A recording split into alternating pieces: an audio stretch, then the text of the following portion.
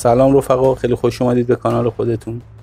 امروز قراره ارکان سیاسی دولت صفوی رو با هم دیگه بررسی کنیم.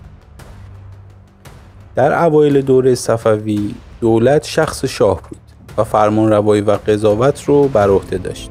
شاه تجلی زنده الوهیت و سایه خداوند بر روی زمین محسوب میشد و زیر دستاش ملزم به اجرای فرامین شاه بودند. نافرمانی از دستوراتش گناه بسیار بزرگی محسوب میشد.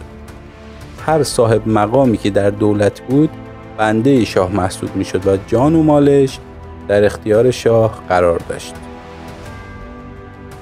صفویان رو میتونیم بنیانگذار دولت به معنای اجتماعی اون و داشتن شیوه حکومت و قانون مخصوص به خودشون با سیستم تمرکز اداری در چارچوب مرزهای مشخص ارضی در ایران دونست. این به معنای اون نیست که صفویان چیزهای جدیدی آوردن و چیزهای جدیدی اضافه کردن. ارکان سیاسی از دوره ایران بعد از اسلام و حتی قبل از اسلام، حتی سلسله‌های قبل از صفوی وجود داشت، ولی صفوی‌ها اونها رو نظم دادن و در یک چارچوب مشخصی آوردن.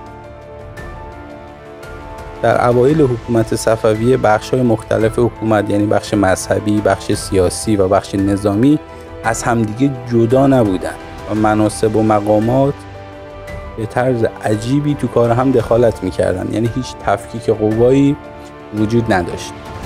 شاه اسماعیل با تکیه بر مذهب تشیع 12 امامی تونست از توان یک ایدئولوژی مذهبی پویا در تأسیس و تقویت دولتش استفاده کنه و مشکلات دوران خودش رو در سایه قدرت مذهب از پیش پا برداره. در اواخر دوره شاه اسماعیل و در روزگار جانشیناش اون تشکیلات حکومتی دولت صفوی وسعت زیادی گرفت و مناصب و مقامات بسیاری به وجود اومد. یکی از این مناصب وکیل نفس نفیس همایون. در روزگار شاه اسماعیل وزیر اعظم رو وکیل نفس نفیس همایون هم میگفتن. وزیر از مهمترین ارکان دولت و از بزرگترین امرای درگاه و ممالک صفوی محسوب میشد.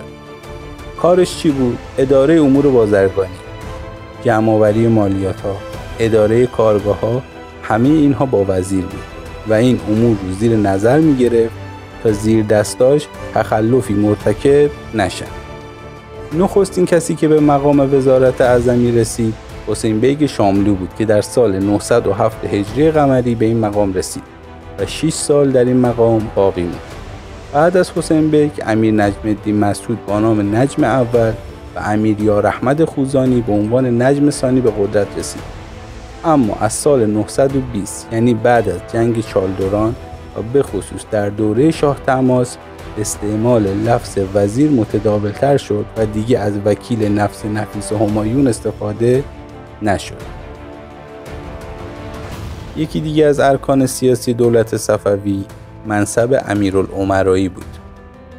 امیرالامرا به کسی میگفتن که فرماندهی کل قبایل قزلباش رو به عهده داشت و از اونجایی که قبایل قزلباش نظامیان طبقه اشراف دولت صفوی بودند، مقام امیرالامرایی از امتیاز ویژه‌ای برخوردار بود. در زمان شاه طهماسب که امرای قزلباش به اداره امور پرداختند، امیرالامرا مهمترین مقام دولتی شد. در واقع گاهی امیرالامرا و وزیر اعظم یه نفر بودند، مثل حسین بیگ شاملو. ولی بعدها که شاه طهماسب خودش قدرت رو به دست گرفت و وابستگیش به قزلباشا کمتر شد، این مقام هم از اهمیتش کم شد. امرای دوره صفوی کلاً به دو گروه تقسیم می شدن. امرایی که دور از مرکز بودن و نزدیک مرزها حضور داشتن که بهشون می گفتن امرای سرحدی.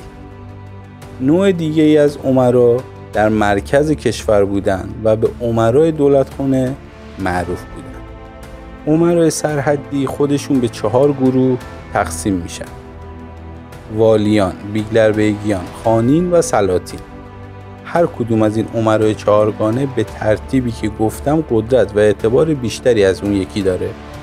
یعنی والیان اعتبارشون از بیگلربیگیان بیشتر بود، بیگلربیگیان از خانین بالاتر بودن و خانین از سلاطین. اون دست از امرایی که در مرکز بودن و در دربار شاه مقیم بودند 4 نفرشون جزو ارکان اصلی دولت به حساب می اومدن. قورچیباشی، قولر آقاسی، ایشیک آقاسی باشی و تفنگچی آقاسی که به همراه وزیر اعظم، دیوان بیگی و واقعه نویس جمعاً 7 نفر می شد.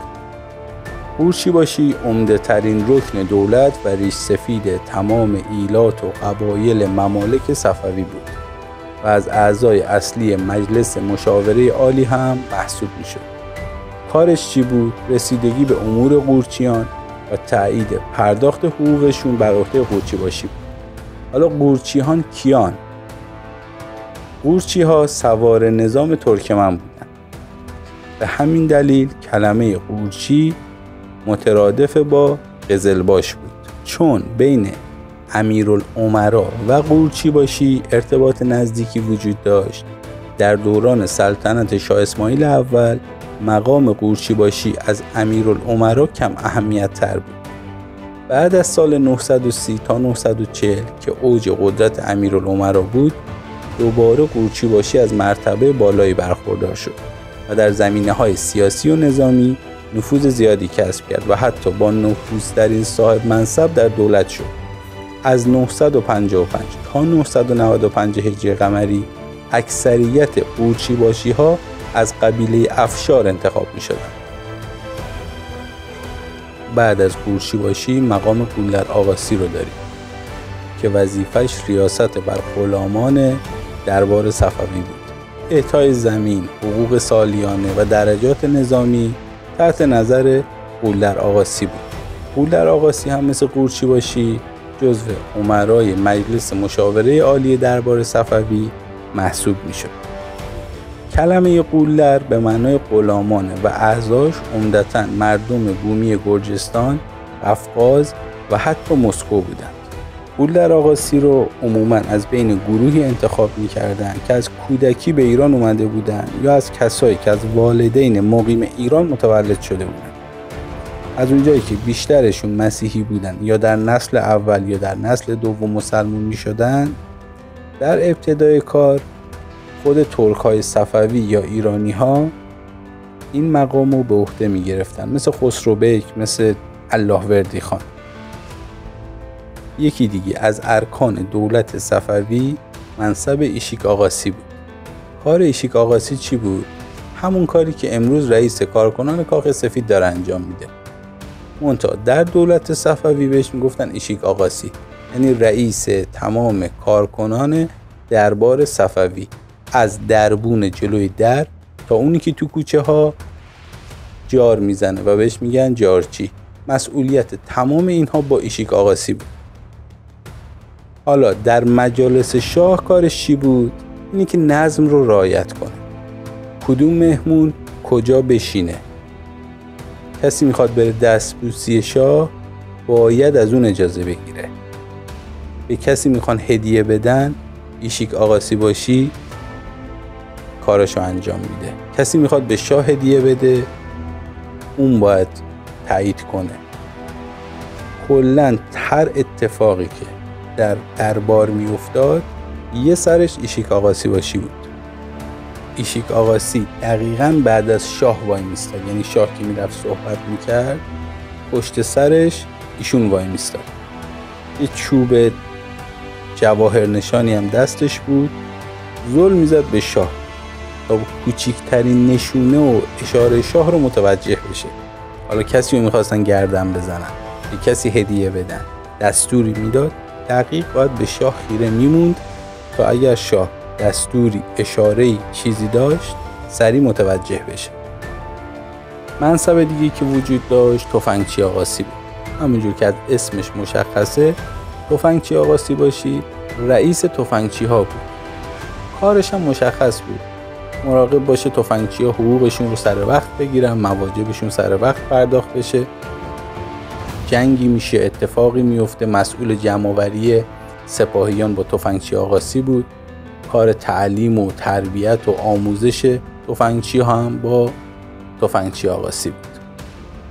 به غیر از این 4 رکنی که در دربار صفوی نام بردیم، 2 تا امیر دیگه هم وجود داشتن، دیوان بیگی و واقعه نویس. دیوانبگی بالاترین مقام جزایی ایران بود. مثل قاضی‌های امروز کارش بررسی قتل و غارت و کور کردن و تجاوز بود که حالا با قوانین جزایی اون موقع بررسی میکرد و حکم میداد. اما این وظیفهش منحصر به پایتخت نبود. هر جای ایران اگر قتلی، غارتی، تجاوزی صورت میگرفت، دیوانبگی فقط میتونست اون رو مجازات کنه یا حکمی صادر کنه. بیشترم 4 مورد بیشتر پیش نمی اومد در محکمه دیوانبگی، یا قتل و غارت، یا کور کردن، یا تجاوز، یا قتل. اصولا همین 4 مورد رو پیش دیوانبگی می بردن و کارهای کوچیک‌تر رو خود مردم یه جوری حلش میکردن. کلن خلاصه وظیفه دیوانبگی جلوگیری از ستم بر ضعفا بود. رکن دیگه که وجود داشت واقعه نویس بود. به واقعه نویس وزیر دست چپ هم میگفتن، چون در مجالس دربار در سمت چپ شاه میشست. کارش هم که مشخصه دیگه، واقعه نویس بود. ثبت تصمیمات و فرمانهای شاه، نامه‌های تبریک و تهنیت و واقعه نویسی اتفاقات مهم دربار، مملکت و کشورهای همسایه رو در دفاتر روزانه ثبت می‌کرد.